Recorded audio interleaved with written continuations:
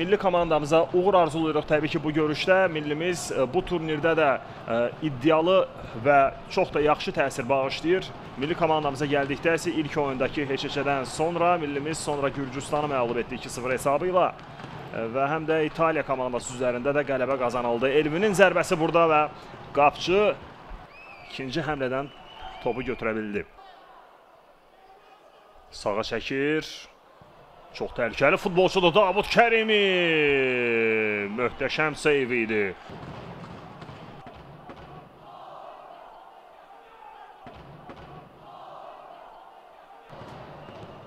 Serbilərin hücumu. Daha bir təhlükəli zərbə vuruldu və hətta Davud Kərimin də müdaxiləsi var idi. Keçmədi ötürmə. Top komandamızda qalır. Vüsal yaxşı ötürmə edir. Rəvanın ötürməsi və az qala burada hesab açılacaqdır.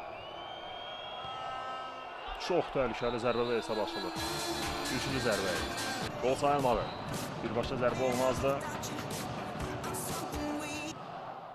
Nəhayət topu ona almaq mümkün oldu. Bu yaxşı fürsətdir. Bəxtiyarın zərbəsi.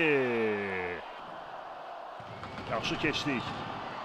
Ötürmə edilir. Hesab açma olar. Yaxın məsafə idi. Qapıcı da vaxtında çıxdı və məsafəni daraltdı. Azaltdı orada. Təmraz qol vurmağa yaxın idi.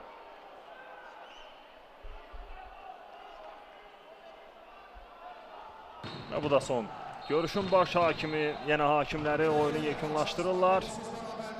Bu oyun qolsuz bərabərliklə bitir, başa çatır.